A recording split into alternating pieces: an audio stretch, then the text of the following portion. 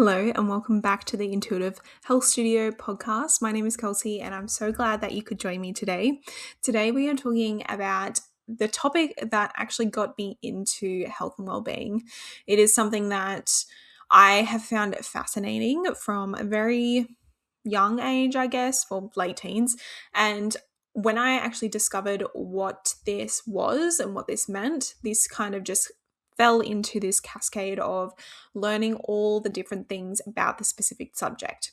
And what I'm talking about is stress.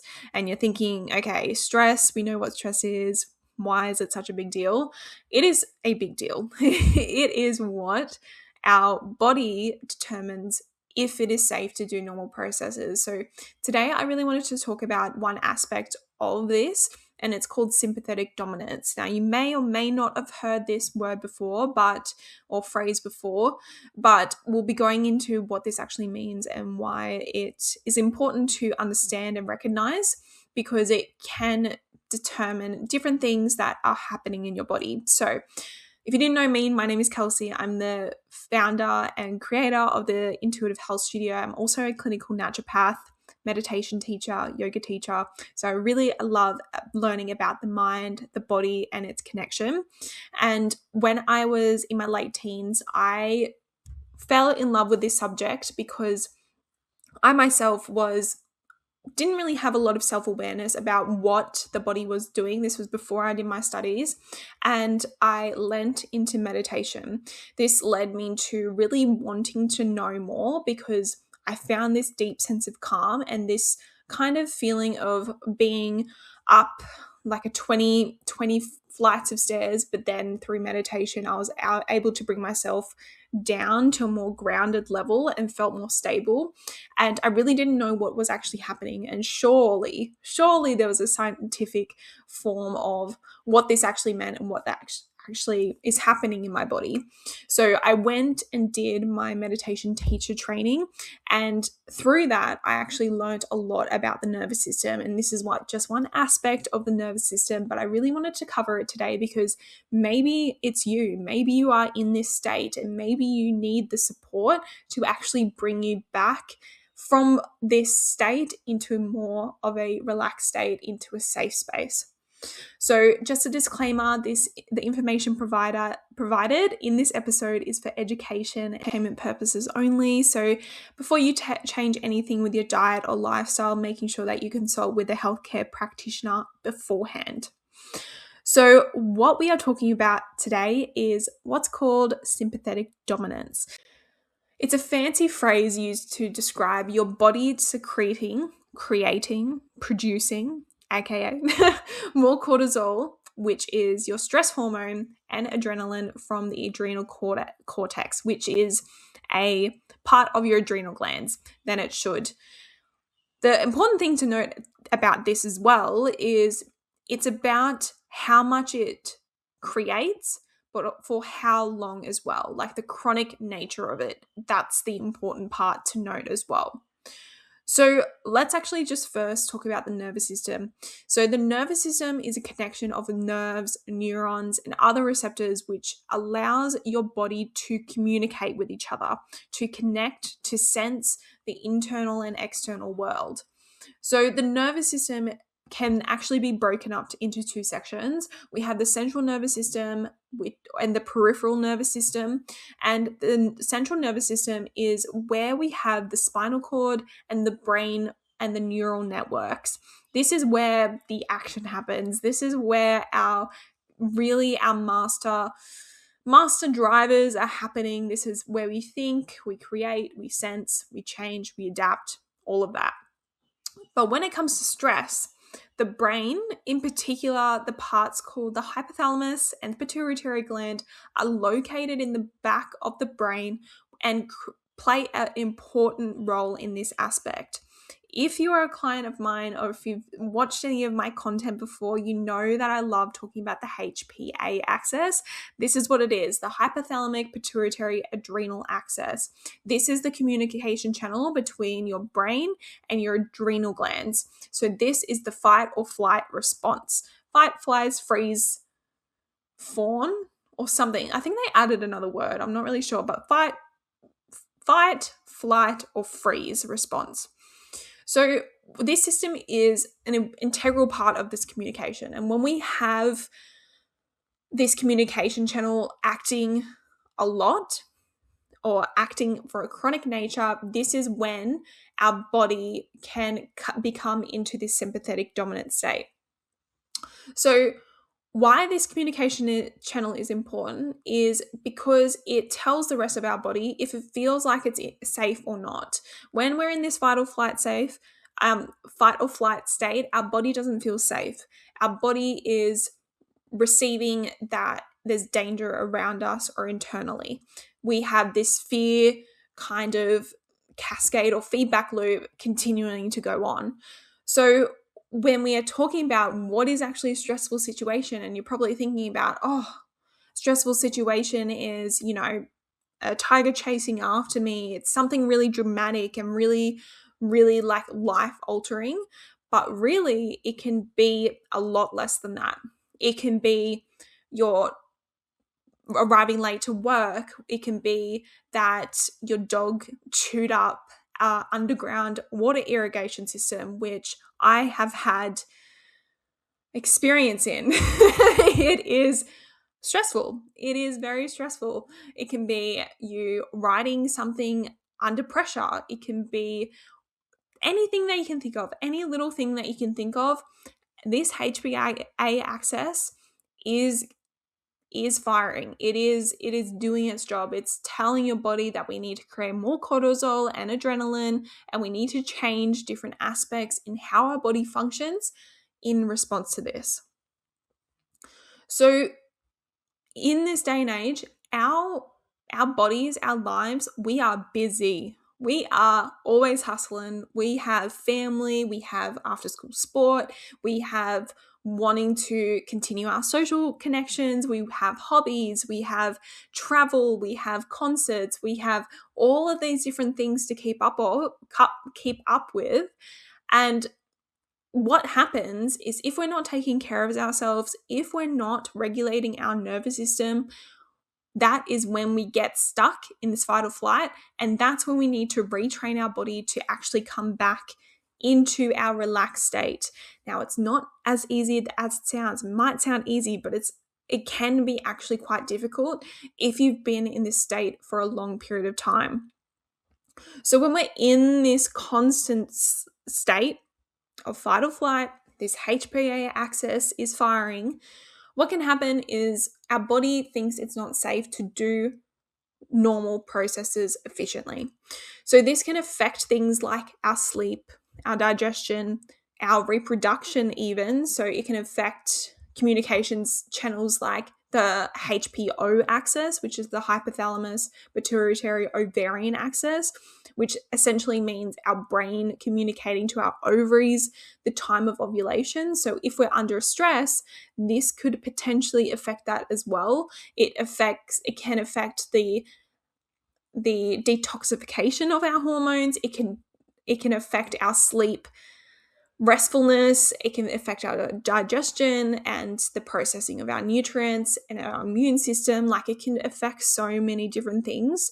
And this is why in my clinic, in my practice, addressing the nervous system and the nervous system state is one of the first things that I do with my client. If I see that they're in this sympathetic dominant state, I really want to get the body into a calmer state. I really want to support my clients in helping them move back into this restful state, which I haven't mentioned yet is the parasympathetic nervous system state. So our rest, digest, and heal state. The more that we can come into this state, the more our body feels safe to do its processes effectively.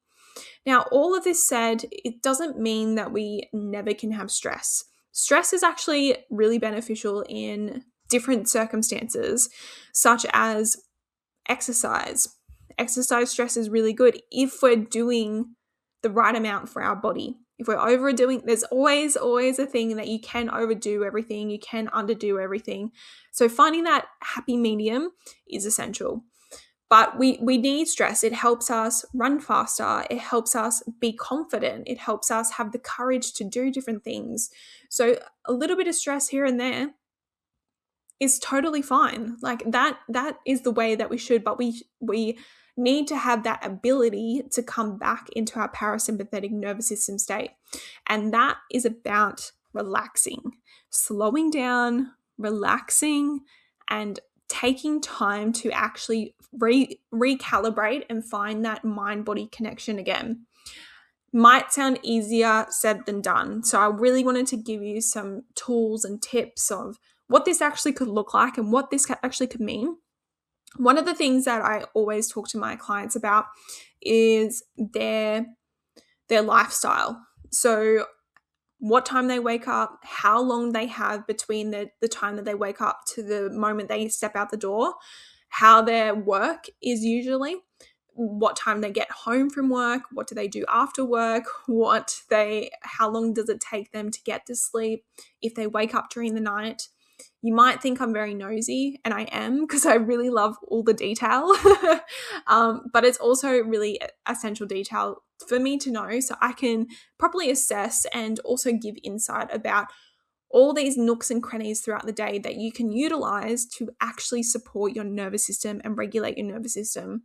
I'm a big fan of starting your morning right. I actually put out an episode a couple weeks ago, I believe, about intentional morning rituals, and it goes into different practices that I utilize, but also that you could utilize to actually support your morning routine and your morning rituals. And it doesn't have to be this 3-hour long morning routine. It can really be about just slowing down, taking your time. But I definitely recommend you listening to that episode after this one if you wanted to dive a little bit deeper. But I love doing the morning routine and setting up the morning intentionally. So I might go and do a 10-minute meditation, go for a walk around the block, getting that morning sunlight into my body, having a nice nourishing breakfast, making sure that it has a protein source in it, fiber, a healthy fat to set me up for the day. That is how I start my morning, and everyone is different. Some go and exercise straight in the morning. I used to be like that, but I have found for myself that I really need a clear mind space before I can do anything, and that's just me. Like, everyone's different, and I love that about humanity is everyone's different. So trying to find what works for you is the best way to go about it. But one of the most simple things that we can do is making sure that we're actually nutritionally supporting our body throughout the day. And the one macronutrient that we need to have enough of is protein. Proteins help with the repair and the maintenance of the muscle cells, of any damage that might have happened, but also supports with our nervous system regulation as well, because proteins get broken up in amino acids. Amino acids are these smaller molecules that are used for different functions in the body. And some of those molecules, like GABA, you know I love GABA. GABA helps calm down the mind. It helps calm down the mind, and the more GABA that we can have, the better. Protein will help you do that. So having enough protein throughout your day. And the other one is fats. So fats help with healthy brain function and hormone secretion. So really helping with that regulation of the hormones that we need and not overdoing it. And helping also reducing inflammation as well. So they're just a couple things that you could do, but meditation, reading a book, watching Netflix, listening to music, slowing down throughout your day in one form or another. Another thing that I really love doing and really love supporting teaching my clients is the things that you do every day. So the habits that you do every single day and actually stacking on them. So you're always going to brush your teeth. You're always going to drive to work or drive to school. In those moments, connect your mind and your body. Usually we kind of disassociate in those times, but I want you to kind of find that association back. And in those moments, so when you're brushing your teeth, relaxing your shoulders, relaxing your tummy, taking a deep breath. When you're driving to work, taking 3 deep breaths, really tuning into your surroundings, coming back into the present moment. They're little aspects that you can use throughout the day to actually really support your body to come back into this parasympathetic nervous system state. There's also beautiful herbs that I love. I love herbs. I love herbal teas. And you know that I love my herbal tonics as well. So if you're a client of mine, you may or may not have had a herbal tonic. I rate them. They are just amazing. But if you're looking for a herbal tea, there's actually some really amazing herbal teas out there that are really subtle, but can really help just bring your nervous system just down a level, which is what we want. And some of these include like passion flower, lavender, chamomile, lemon balm. They're really, really nice nervous system nourishing herbs that you can include as well. So I know I have thrown a lot of information out there for you. I hope I didn't overwhelm you, but as you can see, I'm very passionate about this topic and I can talk about it all day, every day. But I just wanted to give you some insight on, the sympathetic dominance, if it may be affecting you. If you need further support, I am here to help. As I mentioned, I'm very passionate about this subject. I'm very passionate about learning more about this as well, but really supporting my clients into feeling better. And that comes from helping them come into a calm state more often. It's not about being in a calm state all the time. Like I mentioned, we need the stress. We need a little bit of stress here and there, but we need to support your body to be able to regulate itself, to be able to identify when things need to be stressed about and when they don't.